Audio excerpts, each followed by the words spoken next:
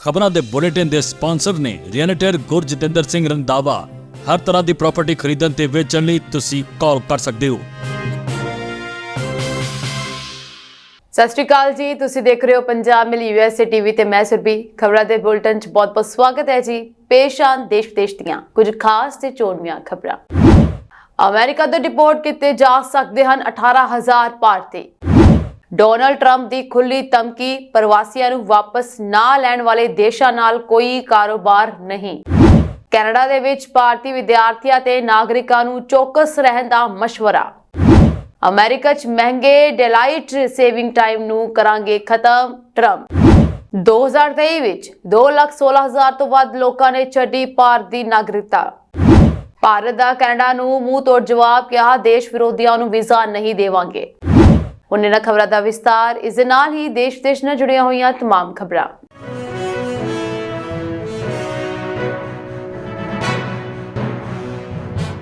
America 'ਚ ਨਵੇਂ ਚੁਣੇ ਗਏ ਰਾਸ਼ਟਰਪਤੀ ਡੋਨਾਲਡ ਟਰੰਪ ਦੇ ਕਾਰਜਕਾਲ ਦੌਰਾਨ ਲਗਭਗ 18,000 ਭਾਰਤੀਆਂ ਨੂੰ ਡਿਪੋਰਟ ਕੀਤਾ ਜਾ ਸਕਦਾ ਹੈ। ਇਹ ਜਾਣਕਾਰੀ ਅਮਰੀਕੀ ਇਮੀਗ੍ਰੇਸ਼ਨ ਤੇ ਕਸਟਮ ਇਨਫੋਰਸਮੈਂਟ ਵੱਲੋਂ ਜਾਰੀ ਕੀਤੇ ਗਏ ਆંકੜਿਆਂ ਤੋਂ ਸਾਹਮਣੇ ਆਈ ਹੈ। ਇਸ ਮੁਤਾਬਕ ਅਮਰੀਕਾ 'ਚ ਰਹਿ ਰਹੇ 17,940 ਭਾਰਤੀ ਉਹਨਾਂ 1.45 ਕਰੋੜ ਲੋਕਾਂ 'ਚ ਸ਼ਾਮਲ ਹਨ ਜਿਨ੍ਹਾਂ ਤੇ ਡਿਪੋਰਟ ਕੀਤੇ ਜਾਣ ਦਾ ਖਤਰਾ ਮੰਡਰਾ ਰਿਹਾ ਹੈ। ICE ਨੇ ਕਿਹਾ ਹੈ ਕਿ ਬਿਨਾਂ ਸਹੀ ਦਸਤਾਵੇਜ਼ਾਂ ਦੇ ਅਮਰੀਕਾ 'ਚ ਰਹਿ ਰਹੇ ਪ੍ਰਵਾਸੀਆਂ ਨੂੰ ਡਿਪੋਰਟ ਕਰਨਾ ਟਰੰਪ ਦਾ ਬਾਰਡਰ ਸੁਰੱਖਿਆ ਏਜੰਡਾ ਹੈ। ਡੋਨਾਲਡ ਟਰੰਪ ਅਗਲੇ ਸਾਲ 20 ਜਨਵਰੀ ਨੂੰ ਅਮਰੀਕਾ ਦੇ ਰਾਸ਼ਟਰਪਤੀ ਵਜੋਂ ਸਹੁੰ ਚੁੱਕਣਗੇ। ਉਹ ਪ੍ਰਵਾਸੀਆਂ ਲਈ ਸਖਤ ਇਮੀਗ੍ਰੇਸ਼ਨ ਨੀਤੀ ਦੇ ਹੱਕ ਵਿੱਚ ਖੜੇ ਹੋਏ ਹਨ। ICE ਨੇ ਨਵੰਬਰ 2024 ਚ ਇਹ ਡਾਟਾ ਜਾਰੀ ਕੀਤਾ ਸੀ।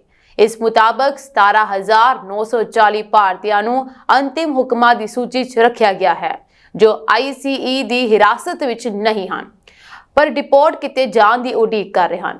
ਇਹਨਾਂ ਵਿੱਚੋਂ ਬਹੁਤ ਸਾਰੇ ਭਾਰਤੀਆਂ ਨੇ 3 ਸਾਲਾਂ ਤੋਂ ਵੱਧ ਸਮੇਂ ਤੋਂ ਕਾਨੂੰਨੀ ਪ੍ਰਕਿਰਿਆ ਦਾ ਸਾਹਮਣਾ ਕੀਤਾ ਹੈ। ਰਿਪੋਰਟ 'ਚ ਭਾਰਤ ਦਾ ਨਾਂ ਉਹਨਾਂ 15 ਦੇਸ਼ਾਂ 'ਚ ਸ਼ਾਮਲ ਹੈ ਜਿਨ੍ਹਾਂ ਤੇ ਡਿਪੋਰਟ ਪ੍ਰਕਿਰਿਆ 'ਚ ਸਹਿਯੋਗ ਨਾ ਕਰਨ ਦਾ ਦੋਸ਼ ਲਗਾਇਆ ਗਿਆ ਹੈ। ਆંકੜਿਆਂ ਮੁਤਾਬਕ ਪਿਛਲੇ 3 ਸਾਲਾਂ 'ਚ ਲਗਭਗ 90,000 ਭਾਰਤੀਆਂ ਨੂੰ ਅਮਰੀਕੀ ਸਰਹੱਦ 'ਚ ਗੈਰ ਕਾਨੂੰਨੀ ਤਰੀਕੇ ਨਾਲ ਦਾਖਲ ਹੁੰਦੇ ਫੜਿਆ ਗਿਆ ਹੈ। ਇਹਨਾਂ ਵਿੱਚ ਜ਼ਿਆਦਾਤਰ ਪੰਜਾਬ, ਗੁਜਰਾਤ ਤੇ ਆਂਧਰਾ ਪ੍ਰਦੇਸ਼ ਵਰਗੇ ਸੂਬਿਆਂ ਨਾਲ ਸੰਬੰਧਿਤ ਹਨ। ਹਾਲਾਂਕਿ ਸਰਹੱਦ ਨੇੜੇ ਸਥਿਤ ਦੇਸ਼ ਅਜੇ ਵੀ ਅਮਰੀਕਾ 'ਚ ਗੈਰ ਕਾਨੂੰਨੀ ਢੰਗ ਨਾਲ ਸਰਹੱਦ ਪਾਰ ਕਰਨ ਵਾਲਿਆਂ ਵਿੱਚ ਸਿਖਰ ਤੇ ਹਨ। ਇਸ ਵਿੱਚ ਹੋਂਡੂਰਸ 'ਚ 2,61,000 ਗੈਰ ਦਸਤਾਵੇਜ਼ੀ ਪ੍ਰਵਾਸੀਆਂ ਦੇ ਨਾਲ ਪਹਿਲੇ ਸਥਾਨ ਤੇ ਹੈ। ਇਸ ਤੋਂ ਬਾਅਦ ਗੁਆਟੇਮਾਲਾ 'ਚ 2,53,000 ਪ੍ਰਵਾਸੀਆਂ ਨਾਲ ਦੂਜੇ ਸਥਾਨ ਤੇ ਹੈ। ਜੇਕਰ ਏਸ਼ੀਆ ਦੀ ਗੱਲ ਕਰੀਏ ਤਾਂ ਚੀਨ 37,908 ਗੈਰ ਕਾਨੂੰਨੀ ਪ੍ਰਵਾਸੀਆਂ ਦੇ ਨਾਲ ਟੌਪ ਤੇ ਹੈ। ਭਾਰਤ 17,940 ਪ੍ਰਵਾਸੀਆਂ ਦੇ ਨਾਲ ਸਮੁੱਚੀ ਦਰਜਾਬੰਦੀ ਵਿੱਚ 13ਵੇਂ ਸਥਾਨ ਤੇ ਹੈ। ਦੂਜੀ ਵਾਰ ਅਮਰੀਕਾ ਦੇ ਰਾਸ਼ਟਰਪਤੀ ਵਜੋਂ ਸਹੁੰ ਚੁੱਕਣ ਜਾ ਰਹੇ ਡੋਨਾਲਡ ਟਰੰਪ ਨੇ ਕੁਰਸੀ ਸੰਭਾਲਣ ਤੋਂ ਪਹਿਲਾਂ ਹੀ ਗੈਰ ਕਾਨੂੰਨੀ ਢੰਗ ਨਾਲ ਅਮਰੀਕਾ ਵਿੱਚ ਰਹਿ ਰਹੇ ਲੋਕਾਂ ਨੂੰ ਖੁੱਲੀ ਚੇਤਾਵਨੀ ਦੇ ਦਿੱਤੀ ਹੈ। ਟਰੰਪ ਨੇ ਆਪਣੇ ਚੋਣ ਵਾਅਦੇ 'ਚ ਕਿਹਾ ਸੀ ਕਿ ਉਹ ਅਮਰੀਕਾ 'ਚ ਰਹਿ ਰਹੇ ਗੈਰ ਕਾਨੂੰਨੀ ਪ੍ਰਵਾਸੀਆਂ ਨੂੰ ਫੌਜ ਦੀ ਮਦਦ ਨਾਲ ਉਹਨਾਂ ਦੇ ਮੂਲ ਦੇਸ਼ਾਂ 'ਚ ਭੇਜਣਗੇ। ਇੰਨਾ ਹੀ ਨਹੀਂ, ਉਹਨਾਂ ਨੇ ਕਿਹਾ ਹੈ ਕਿ ਉਹ ਉਹਨਾਂ ਦੇਸ਼ਾਂ ਨਾਲ ਕੋਈ ਕਾਰੋਬਾਰ ਨਹੀਂ ਕਰਨਗੇ ਜੋ ਆਪਣੇ ਨਾਗਰਿਕਾਂ ਨੂੰ ਵਾਪਸ ਲੈਣ ਤੋਂ ਇਨਕਾਰ ਕਰਨਗੇ। ਡੋਨਾਲਡ ਟਰੰਪ ਨੇ ਟਾਈਮਸ ਮੈਗਜ਼ੀਨ ਨੂੰ ਦਿੱਤੇ ਇੰਟਰਵਿਊ ਵਿੱਚ ਕਿਹਾ ਕਿ ਇੰਨੀ ਵੱਡੀ ਗਿਣਤੀ 'ਚ ਅਪਰਾਧੀ ਸਾਡੇ ਦੇਸ਼ 'ਚ ਆ ਰਹੇ ਹਨ, ਅਜਿਹਾ ਪਹਿਲਾਂ ਕਦੇ ਨਹੀਂ ਹੋਇਆ। ਉਹ ਮਾਹੌਲ ਨੂੰ ਗੰਦਾ ਕਰ ਰਹੇ ਹਨ। ਉਹਨਾਂ ਨੇ ਕਿਹਾ ਕਿ ਉਹ ਇਹਨਾਂ ਨੂੰ ਰੋਕਣਾ ਚਾਹੁੰਦੇ ਹਨ ਤੇ ਉਹ ਉਹਨਾਂ ਨੂੰ ਆਪਣੇ ਦੇਸ਼ ਤੋਂ ਬਾਹਰ ਕੱਢਣ ਲਈ ਕਾਨੂੰਨ ਅਨੁਸਾਰ ਸਭ ਕੁਝ ਕਰਨਗੇ। ਟਰੰਪ ਨੇ ਕਿਹਾ ਕਿ ਇਸ ਕੰਮ ਨੂੰ ਪੂਰਾ ਕਰਨ ਲਈ ਉਹਨਾਂ ਨੂੰ ਕਾਨੂੰਨ ਦੀ ਵੱਧ ਤੋਂ ਵੱਧ ਵਰਤੋਂ ਕਰਨਗੇ ਅਤੇ ਪੁਲਿਸ ਨੂੰ ਨਿਯੁਕਤ ਕਰਨਗੇ ਅਤੇ ਜੇਕਰ ਲੋੜ ਪਈ ਤਾਂ ਨੈਸ਼ਨਲ ਗਾਰਡ ਨੂੰ ਵੀ ਨਿਯੁਕਤ ਕਰਨਗੇ। ਉਹਨਾਂ ਨੇ ਕਿਹਾ ਕਿ ਉਹ ਇਨ੍ਹਾਂ ਗੈਰ ਕਾਨੂੰਨੀ ਪ੍ਰਵਾਸੀਆਂ ਨੂੰ ਉਹਨਾਂ ਦੇ ਦੇਸ਼ਾਂ ਵਿੱਚ ਭੇਜ ਦੇਣਗੇ। ਜੇਕਰ ਕੋਈ ਦੇਸ਼ ਉਹਨਾਂ ਨੂੰ ਲੈਣ ਤੋਂ ਇਨਕਾਰ ਕਰਦਾ ਹੈ ਤਾਂ ਉਹ ਉਹਨਾਂ ਦੇ ਨਾਲ ਕਾਰੋਬਾਰ ਨਹੀਂ ਕਰਨਗੇ। ਆਪਣੀ ਗੱਲ ਤੇ ਜ਼ੋਰ ਦਿੰਦੇ ਹੋਏ ਟਰੰਪ ਨੇ ਕਿਹਾ ਕਿ ਵਪਾਰ ਤੋਂ ਇਲਾਵਾ ਅਸੀਂ ਉਹਨਾਂ ਤੇ ਵੱਧ ਤੋਂ ਵੱਧ ਟੈਰਿਫ ਲਗਾਵਾਂਗੇ। ਉਹਨਾਂ ਨੂੰ ਸਾਡੀ ਗੱਲ ਮੰਨਣੀ ਪਵੇਗੀ। ਜੇਕਰ ਉਹ ਅਜਿਹਾ ਨਹੀਂ ਕਰਦੇ ਹਨ ਤਾਂ ਉਹ ਅਮਰੀਕਾ ਨਾਲ ਕਾਰੋਬਾਰ ਕਰਨਾ ਭੁੱਲ ਜਾਣ। ਦੱਸ ਦਈਏ ਕਿ ਆਪਣੀ ਪੂਰੀ ਚੋਣ ਮੁਹਿੰਮ ਦੌਰਾਨ ਡੋਨਾਲਡ ਟਰੰਪ ਗੈਰ ਕਾਨੂੰਨੀ ਪ੍ਰਵਾਸੀਆਂ ਦੇ ਮੁੱਦੇ ਤੇ ਖੁੱਲ੍ਹ ਕੇ ਬੋਲਦੇ ਰਹੇ। ਉਹਨਾਂ ਨੇ ਹਜ਼ਾਰਾਂ ਗੈਰ ਕਾਨੂੰਨੀ ਪ੍ਰਵਾਸੀਆਂ ਦੇ ਰਿਕਾਰਡ ਲੋਕਾਂ ਦੇ ਸਾਹਮਣੇ ਰੱਖਦਿਆਂ ਜੋ ਬਾਈਡਨ ਤੇ ਜ਼ੋਰਦਾਰ ਹਮਲਾ ਕੀਤਾ। ਟਰੰਪ ਨੇ ਕਿਹਾ ਕਿ ਉਹ ਇਮੀਗ੍ਰੇਸ਼ਨ ਕਾਨੂੰਨਾਂ ਨੂੰ ਪੂਰੀ ਤਰ੍ਹਾਂ ਬਦਲਣਗੇ ਅਤੇ ਲੱਖਾਂ ਗੈਰ ਕਾਨੂੰਨੀ ਪ੍ਰਵਾਸੀਆਂ ਨੂੰ ਦੇਸ਼ ਨਿਕਾਲਾ ਦੇਣਗੇ।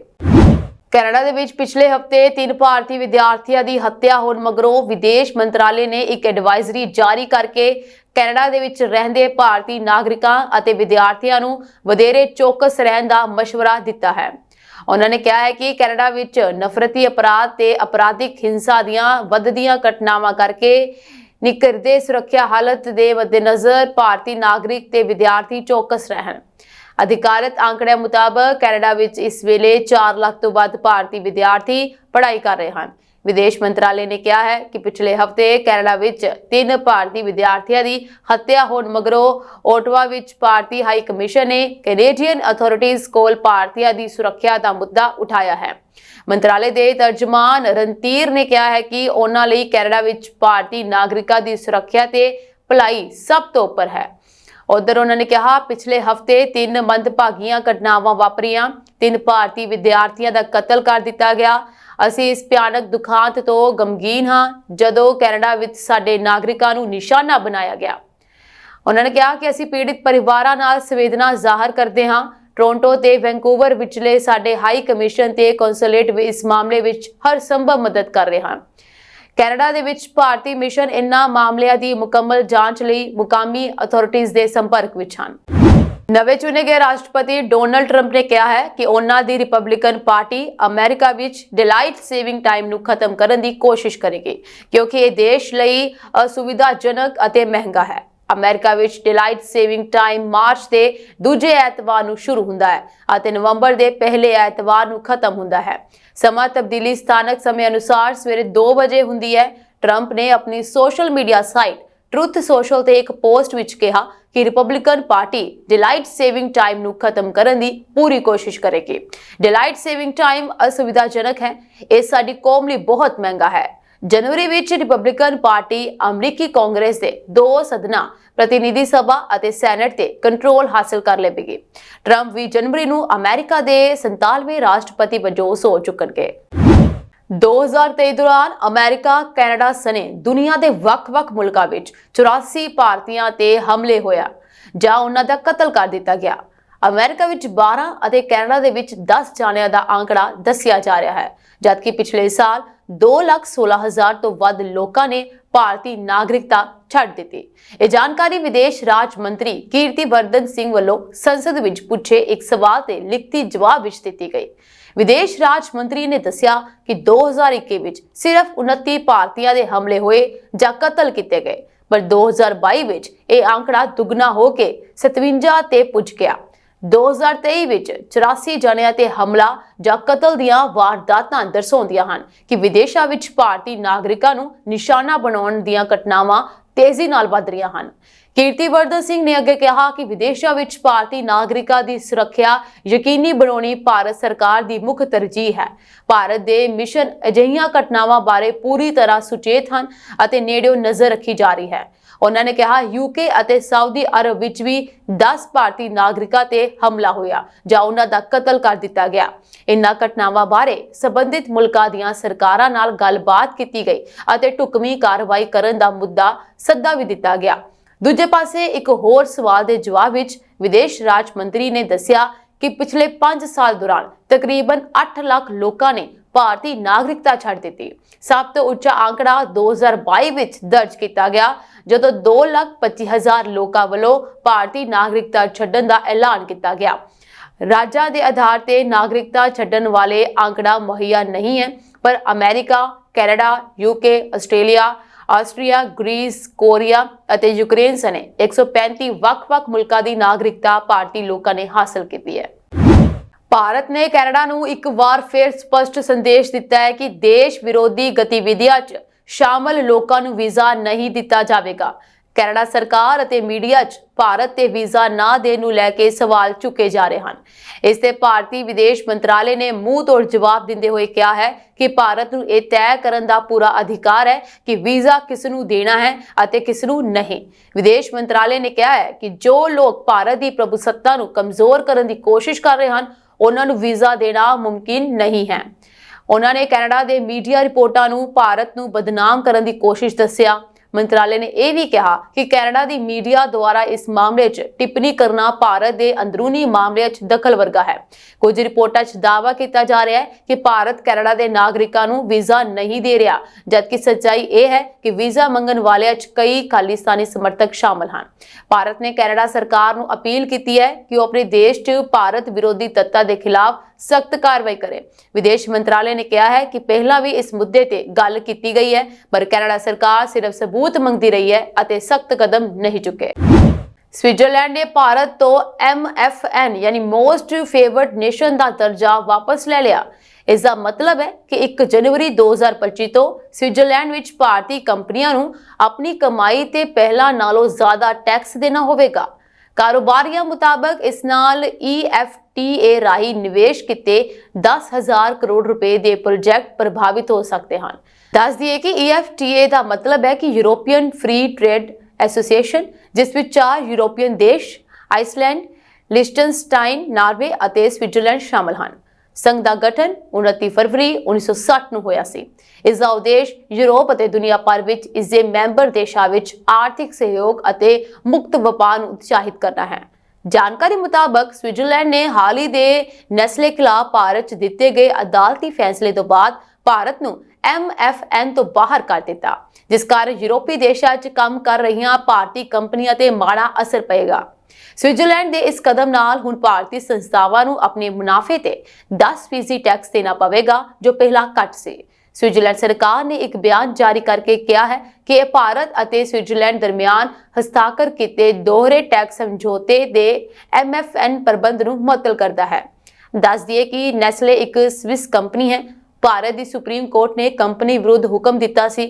सुप्रीम कोर्ट ने अपने फैसले विच कहा सी कि DTAA नूं उदों तक लागू नहीं किया जा सकता ਜਦੋਂ तक इसनूं इनकम टैक्स एक्ट तहत सूचित नहीं किया जाता। इस फैसले का मतलब है कि नेस्ले नूं भारत 'च अपनी कमाई ते ज़्यादा टैक्स देना होवेगा। अमेरिका के नवे चुने गए राष्ट्रपति डोनाल्ड ट्रंप ने देश के ਵੱਖ-ਵੱਖ ਹਿੱਸਿਆਂ ਵਿੱਚ ਦੇਖੇ ਗਏ ਰਹੱਸਮਈ ਡਰੋਨਾਂ ਨੂੰ ਸ਼ੂਟ ਕਰਨ ਦੇ ਨਿਰਦੇਸ਼ ਦਿੱਤੇ ਹਨ। ਰਹੱਸਮਈ ਡਰੋਨ ਸਭ ਤੋਂ ਪਹਿਲਾਂ ਨਿਊ ਜਰਸੀ 'ਚ ਦੇਖੇ ਗਏ ਸਨ, पर उदों तो इस तरह के ड्रोन होर थावां ते भी दिखाई देन लगे हैं। हालांकि अमरीकी सरकार और व्हाइट हाउस ने हुण तक कहा है कि राष्ट्रीय सुरक्षा नूं कोई खतरा नहीं है और ना ही इस विच किसी विदेशी की शमूलियत का कोई सबूत है। फिर भी रहस्यमई ड्रोन का दिसना जांच का विषय है। ट्रंप नूं social media platform truth social ते एक पोस्ट कहा कि देश भर च रहस्यमई ड्रोन दिखाई देते हैं कि यह सचमुच साडी सरकार की जानकारी तो बिना हो रहा है। उन्होंने कहा, मैनू अजिहा नहीं लगता, जां तां इस बारे जनता नूं हुणे सुचेत करो जां उन्हां नूं मार दिओ। इस पोस्ट के अंत ते ट्रंप ने अपने दस्तखत भी कीते हैं। इस तो पहला वीरवार नूं राष्ट्रपति दफ्तर ਅਤੇ राष्ट्रपति की सरकारी रिहाइश व्हाइट हाउस ने कहा सी कि हुण तक अजिहा कोई सबूत नहीं मिलिया कि ड्रोन देखे जाण दीआं कथित घटनावां राष्ट्रीय सुरक्षा ਜਾਂ जनतक सुरक्षा ਲਈ खतरा हैं ਜਾਂ इन्हां नाल संबंधित हैं। व्हाइट हाउस के राष्ट्रीय सुरक्षा संचार सलाहकार जॉन किरबी ने पत्रकारां नूं दस्सिया कि गृह सुरक्षा विभाग और FBI इन्हां घटनावां की जांच कर रहे हैं और यह पता लगाने की कोशिश कर रहे हैं कि ड्रोन कित्थों आ रहे हैं।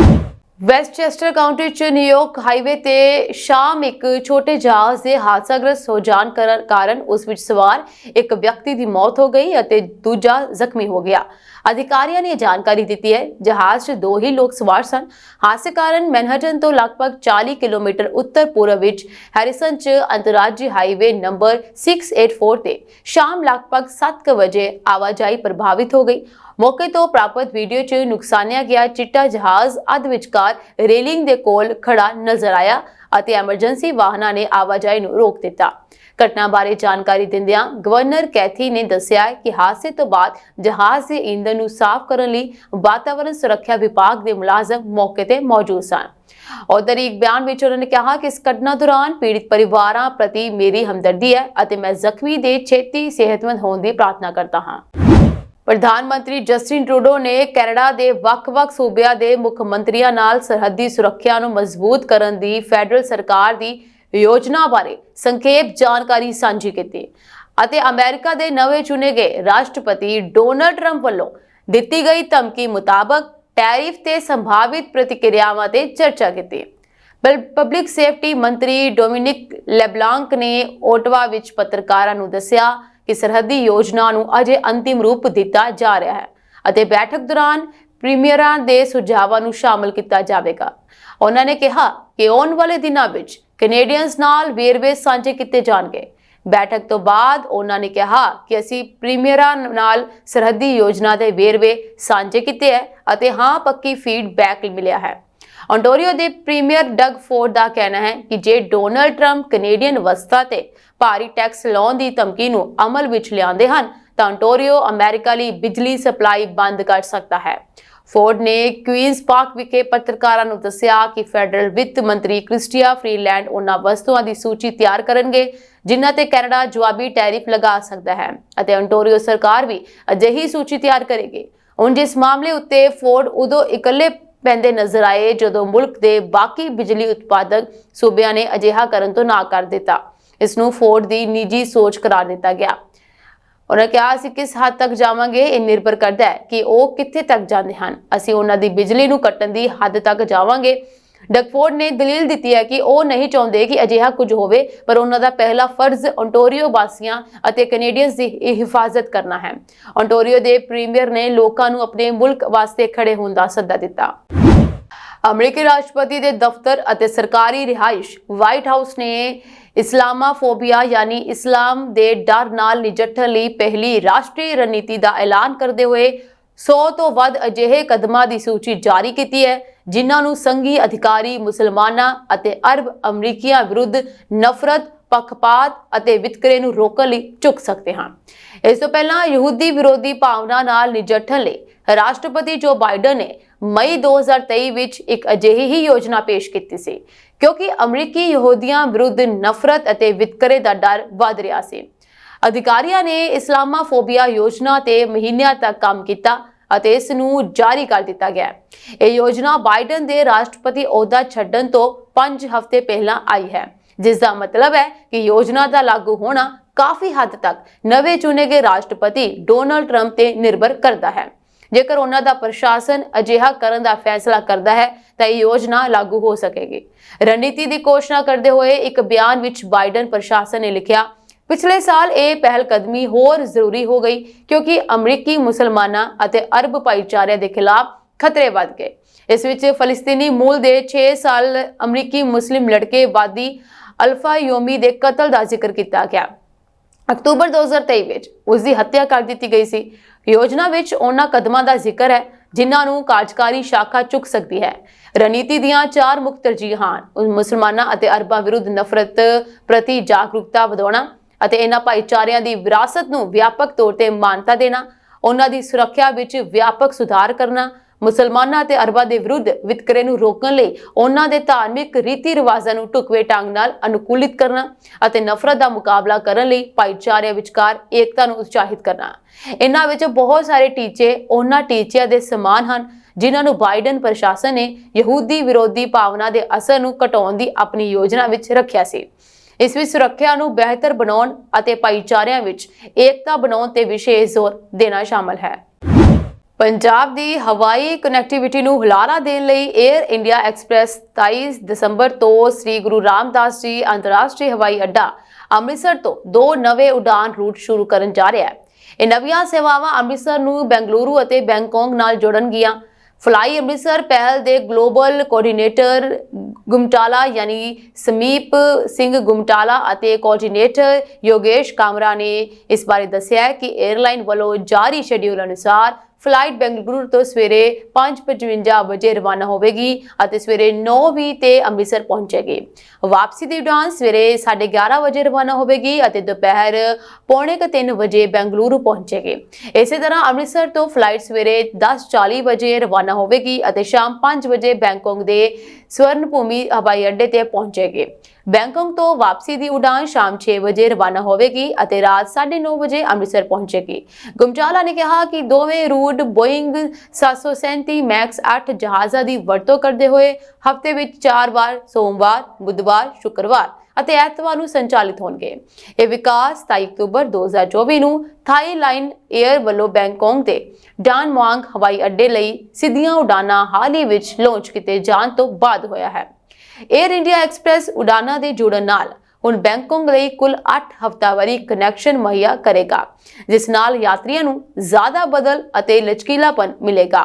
ਘਰੇਲੂ ਮੋਰਚੇ ਤੇ ਇੰਡੀਗੋ 에ਅਰਲਾਈਨਸ ਮੌਜੂਦਾ ਸਮੇਂ ਅੰਮ੍ਰਿਤਸਰ ਤੋਂ ਬੰਗਲੁਰੂ ਲਈ ਰੋਜ਼ਾਨਾ ਸੇਵਾ ਚਲਾਉਂਦੀ ਹੈ। ਮੌਜੂਦਾ ਸਰਦੀਆਂ ਦੇ ਪੀਕ ਸੀਜ਼ਨ ਦੌਰਾਨ ਇੰਡੀਗੋ ਨੇ 31 ਜਨਵਰੀ 2025 ਤੱਕ ਦੂਜੀ ਰੋਜ਼ਾਨਾ ਉਡਾਨ ਸ਼ਾਮਲ ਕੀਤੀ ਹੈ। ਗੁਮਟਾਲਾ ਨੇ ਕਿਹਾ ਕਿ 에ਅਰ ਇੰਡੀਆ ਐਕਸਪ੍ਰੈਸ ਉਡਾਨਾਂ ਦੀ ਸ਼ੁਰੂਆਤ ਨਾਲ ਸਮਰੱਥਾ ਵਿੱਚ ਹੋਰ ਵਾਧਾ ਹੋਵੇਗਾ। ਯਾਤਰੀਆਂ ਨੂੰ ਵਾਧੂ ਬਦਲ ਮਿਲਣਗੇ ਅਤੇ ਸੰਭਾਵਿਤ ਰੂਪ ਨਾਲ ਵੱਧਦੇ ਮੁਕਾਬਲੇ ਜ਼ਰੀਏ ਕਿਰਾਏ ਵਿੱਚ ਕਮੀ ਆਵੇਗੀ। ਉਹਨਾਂ ਨੇ ਜ਼ੋਰ ਦੇ ਕੇ ਕਿਹਾ ਹੈ ਕਿ ਇਨ੍ਹਾਂ ਨਵੀਆਂ ਉਡਾਨਾਂ ਦੇ ਸ਼ੁਰੂ ਹੋਣ ਨਾਲ ਪੰਜਾਬ ਵਿੱਚ ਸੈਰ ਸਪਾਟੇ ਨੂੰ ਵੱਡਾ ਹੁਲਾਰਾ ਮਿਲਣ ਦੀ ਉਮੀਦ ਹੈ। ਦੱਖਣ ਪੂਰਬੀ ਏਸ਼ੀਆ ਤੋਂ ਅੰਤਰਰਾਸ਼ਟਰੀ ਯਾਤਰੀਆਂ ਅਤੇ ਬੰਗਲੁਰੂ ਦੇ ਘਰੇਲੂ ਸੈਲਾਨੀਆਂ ਤੱਕ ਵਧੇਰੇ ਪਹੁੰਚ ਨਾਲ ਇਸ ਇਲਾਕੇ ਨੂੰ ਆਰਥਿਕ ਲਾਭ ਹੋਵੇਗਾ। ਭਾਰਤੀ ਮੂਲ ਦੇ ਇੱਕ ਬ੍ਰਿਟਿਸ਼ ਵਿਅਕਤੀ ਨੂੰ ਡੈਨਮਾਰਕ ਵਿੱਚ 1 ਅਰਬ ਪੌਂਡ ਤੋਂ ਵੱਧ ਦੀ ਟੈਕਸ ਧੋਖਾਧੜੀ ਦੇ ਮਾਮਲੇ ਵਿੱਚ ਦੋਸ਼ੀ ਪਾਏ ਜਾਣ ਤੋਂ ਬਾਅਦ 12 ਸਾਲ ਦੀ ਕੈਦ ਦੀ ਸਜ਼ਾ ਸੁਣਾਈ ਗਈ ਹੈ। ਸੰਜੇ ਸ਼ਾਹ ਨੂੰ ਇਸ ਹਫ਼ਤੇ ਗਲੋਸਟ੍ਰਮ ਦੀ ਜ਼ਿਲ੍ਹਾ ਅਦਾਲਤ ਨੇ ਸਜ਼ਾ ਸੁਣਾਈ ਸੀ, ਜੋ ਆਰਥਿਕ ਅਪਰਾਧ ਲਈ ਸਭ ਤੋਂ ਵੱਧ ਸਜ਼ਾ ਹੈ। ਡੈਨਮਾਰਕ ਦੇ ਵਕੀਲਾਂ ਨੇ ਇੱਕ ਬਿਆਨ ਵਿੱਚ ਕਿਹਾ ਕਿ ਅਦਾਲਤ ਨੇ ਪਾਇਆ ਹੈ ਕਿ ਸ਼ਾਹ ਇੱਕ ਸਾਜ਼ਿਸ਼ ਦਾ ਸਰਗਨਾ ਸੀ, ਜਿਸ ਵਿੱਚ 190 ਅਮਰੀਕੀ ਪੈਨਸ਼ਨ ਕੰਪਨੀਆਂ ਅਤੇ 24 ਮਲੇਸ਼ੀਆ ਕੰਪਨੀਆਂ ਨੇ ਡੈਨਮਾਰਕ ਦੇ ਸੂਚੀਬੱਧ ਸ਼ੇਅਰਾਂ ਨੂੰ ਖਰੀਦਣ ਲਈ ਉਸ ਸਮੇਂ ਸਮਝੌਤੇ ਕੀਤੇ ਜਦੋਂ ਇਹ ਸ਼ੇਅਰਾਂ ਦਾ ਵਪਾਰ ਲਾਭ ਅੰਸ਼ ਦੇ ਆਧਾਰ ਤੇ ਕੀਤਾ ਗਿਆ ਸੀ। ਗੰਭੀਰ ਅਪਰਾਧ ਦੇ ਲਈ ਰਾਜ ਅਟਾਰਨੀ ਦੀ ਵਿਸ਼ੇਸ਼ ਵਕੀਲ ਮੈਰੀ ਟੁਲੀਨ ਨੇ ਕਿਹਾ ਹੈ ਕਿ ਇਹ ਫੈਸਲਾ ਲਾਭੰਸ਼ ਟੈਕਸ ਦੇ ਮਾਮਲਿਆਂ ਦੇ ਸੰਦਰਭ ਵਿੱਚ ਬਹੁਤ ਮਹੱਤਵਪੂਰਨ ਹੈ, ਕਿਉਂਕਿ ਬਚਾਅ ਪੱਖਾਂ ਨੇ ਡੈਨਮਾਰਕ ਦੇ ਵਿਰੁੱਧ ਵੱਡੇ ਪੱਧਰ ਤੇ ਧੋਖਾਧੜੀ ਕੀਤੀ ਹੈ। ਚੋਣ ਜਿੱਤਣ ਤੋਂ ਬਾਅਦ ਅਮਰੀਕਾ ਦੇ ਨਵੇਂ ਚੁਣੇ ਗਏ ਰਾਸ਼ਟਰਪਤੀ ਡੋਨਾਲਡ ਟਰੰਪ ਨੇ ਐਲਾਨ ਕੀਤਾ ਸੀ ਕਿ ਅਗਲੇ ਸਾਲ 20 ਜਨਵਰੀ ਨੂੰ ਅਹੁਦਾ ਸੰਭਾਲਣ ਤੋਂ ਬਾਅਦ ਉਹ ਕੈਨੇਡਾ, ਮੈਕਸੀਕੋ ਅਤੇ ਚੀਨ ਤੋਂ ਆਉਣ ਵਾਲੇ ਉਤਪਾਦਾਂ ਤੇ ਭਾਰੀ ਟੈਰਿਫ ਲਗਾਉਣਗੇ। ਟਰੰਪ ਅਮਰੀਕਾ ਵਿੱਚ ਹਰ ਤਰ੍ਹਾਂ ਦੇ ਆਯਾਤ ਤੇ 10% ਅਤੇ ਚੀਨੀ ਦਰਾਮਦਾਂ ਤੇ 60% ਟੈਰਿਫ ਲਗਾਉਣ ਦੀ ਯੋਜਨਾ ਬਣਾ ਰਹੇ ਹਨ। ਇਸ ਕਾਰਨ ਚੀਨੀ ਬਰਾਮਦਕਾਰਾਂ ਨੂੰ ਭਾਰੀ ਨੁਕਸਾਨ ਹੋਣ ਦੀ ਸੰਭਾਵਨਾ ਹੈ, ਜਿਸ ਦੇ ਮੱਦੇਨਜ਼ਰ ਚੀਨ ਆਪਣੀ ਕਰੰਸੀ ਦੀ ਕੀਮਤ ਘਟਾਉਣ ਤੇ ਵਿਚਾਰ ਕਰ ਰਿਹਾ ਹੈ। ਜੇਕਰ ਚੀਨੀ ਮੁਦਰਾ ਯੂਆਨ ਕਮਜ਼ੋਰ ਹੁੰਦੀ ਹੈ ਤਾਂ ਅਮਰੀਕਾ ਨੂੰ ਚੀਨ ਦਾ ਨਿਰਯਾਤ ਮੁਕਾਬਲਤਨ ਸਸਤਾ ਰਹੇਗਾ, ਜਿਸ ਨਾਲ ਚੀਨੀ ਬਰਾਮਦਕਾਰਾਂ ਤੇ ਟੈਰਿਫ ਦਾ ਪ੍ਰਭਾਵ ਘਟ ਜਾਵੇਗਾ। ਚੀਨ ਆਪਣੀ ਮੁਦਰਾ ਨੀਤੀ ਨੂੰ ਲੈ ਕੇ ਬਹੁਤ ਸਖਤ ਹੈ ਅਤੇ ਅਜਿਹਾ ਇੱਕ ਦਹਾਕੇ ਤੋਂ ਵੱਧ ਸਮੇਂ ਬਾਅਦ ਹੋਇਆ ਹੈ ਕਿ ਚੀਨ ਨੇ ਆਪਣੀ ਮੁਦਰਾ ਨੀਤੀ ਨੂੰ ਲੈ ਕੇ ਨਰਮ ਬਿਆਨ ਦਿੱਤਾ ਹੈ। ਨਿਊਜ਼ ਏਜੰਸੀ ਰਾਇਟਰਸ ਅਨੁਸਾਰ ਕੁਝ ਚੀਨੀ ਅਧਿਕਾਰੀਆਂ ਨੇ ਸੰਕੇਤ ਦਿੱਤਾ ਹੈ ਕਿ ਉਹ ਅਗਲੇ ਸਾਲ ਦੇ ਆਰਥਿਕ ਵਿਕਾਸ ਤੇ ਅਮਰੀਕੀ ਟੈਰਿਫ ਦੇ ਪ੍ਰਭਾਵ ਨੂੰ ਘਟਾਉਣ ਦੇ ਲਈ ਜੋ ਵੀ ਜ਼ਰੂਰੀ ਉਪਾਅ ਕਰਨਗੇ। ਕਮਿਊਨਿਸਟ ਪਾਰਟੀ ਦੇ ਉੱਚ ਅਧਿਕਾਰੀਆਂ ਦੀ ਮੀਟਿੰਗ ਤੋਂ ਬਾਅਦ ਅਧਿਕਾਰੀਆਂ ਨੇ ਕਿਹਾ ਕਿ ਉਹ ਉਚਿਤ ਢਿੱਲੀ ਮੁਦਰਾ ਨੀਤੀ ਅਤੇ ਵਿੱਤੀ ਉਪਾਵਾਂ ਤੇ ਵਿਚਾਰ ਕਰਨਗੇ। ਪਿਛਲੇ 14 ਸਾਲਾਂ ਤੋਂ ਚੀਨ ਦੇ ਕੇਂਦਰੀ ਬੈਂਕ ਦੁਆਰਾ ਅਪਣਾਏ ਗਏ ਰੁਖ ਕਾਰਨ ਚੀਨ ਦਾ ਕੁੱਲ ਕਰਜ਼ਾ 5 ਗੁਣਾ ਤੋਂ ਵੱਧ ਗਿਆ ਹੈ। ਇਸ ਸਮੇਂ ਦੌਰਾਨ ਕੁੱਲ ਘਰੇਲੂ ਉਤਪਾਦ ਲਗਭਗ 3 ਗੁਣਾ ਵਧਿਆ ਹੈ। ਪੋਲਿਟ ਬਿਊਰੋ ਘੱਟ ਹੀ ਨੀਤੀਗਤ ਯੋਜਨਾਵਾਂ ਦਾ ਵੇਰਵਾ ਦਿੰਦਾ ਹੈ, ਪਰ ਇਸ ਦੇ ਰੁਖ ਵਿੱਚ ਬਦਲਾਅ ਸੁਝਾਅ ਦਿੰਦਾ ਹੈ ਕਿ ਚੀਨ ਆਪਣੇ ਵਿਕਾਸ ਨੂੰ ਤਰਜੀਹ ਦਿੰਦੇ ਹੋਏ ਹੋਰ ਕਰਜ਼ ਲੈਣ ਲਈ ਤਿਆਰ ਹੈ। ਸਟੈਂਡਰਡ ਚਾਰਟਰਡ ਵਿੱਚ ਗ੍ਰੇਟਰ ਚਾਈਨਾ ਅਤੇ ਉੱਤਰੀ ਏਸ਼ੀਆ ਦੇ ਮੁੱਖ ਅਰਥ ਸ਼ਾਸਤਰੀ ਸ਼ੂਆਂਗ ਟਿੰਗ ਦਾ ਕਹਿਣਾ ਹੈ ਕਿ ਚੀਨ ਆਪਣੀ ਨੀਤੀ ਵਿੱਚ ਢਿੱਲ ਦੇਣ ਬਾਰੇ ਸੋਚ ਰਿਹਾ ਹੈ, ਜੋ ਕਿ ਇੱਕ ਵੱਡਾ ਬਦਲਾਅ ਹੈ। ਇਸ ਨਾਲ ਹੋਰ ਚੀਜ਼ਾਂ ਲਈ ਵੀ ਰਾਹ ਖੁੱਲ ਗਿਆ ਹੈ। ਪੈਕਿੰਗ ਯੂਨੀਵਰਸਿਟੀ ਦੇ ਅਰਥਸ਼ਾਸਤਰ ਦੇ ਪ੍ਰੋਫੈਸਰ ਦਾ ਕਹਿਣਾ ਹੈ ਕਿ ਚੀਨ ਲਈ ਆਪਣੀ ਨੀਤੀ ਨੂੰ ਬਦਲਣਾ ਜ਼ਰੂਰੀ ਹੈ, ਕਿਉਂਕਿ ਜੇਕਰ ਉਸ ਦੀ ਵਿਕਾਸ ਦਰ ਘਟ ਜਾਂਦੀ ਹੈ ਤਾਂ ਉਸ ਲਈ ਕਰਜ਼ਾ ਮੋੜਨਾ ਹੋਰ ਵੀ ਮੁਸ਼ਕਿਲ ਹੋ ਜਾਵੇਗਾ। ਇਹ ਸਾਂਝੀ ਦੇਸ਼ ਨਾਲ ਜੁੜੀਆਂ ਹੋਈਆਂ ਕੁਝ ਖਾਸ ਤੇ ਚੋਣਵੀਆਂ ਖਬਰਾਂ। ਹੋਰ ਅਪਡੇਟਸ ਨਾਲ ਜੁੜੇ ਰਹਿਣ ਦੇ ਲਈ ਤੁਸੀਂ ਬਨੇ ਰਹੋ ਜੀ ਪੰਜਾਬ ਮੇਲ USA TV ਦੇ ਨਾਲ। ਤੁਹਾਡੇ ਸਭ ਦਾ ਬਹੁਤ ਬਹੁਤ ਧੰਨਵਾਦ।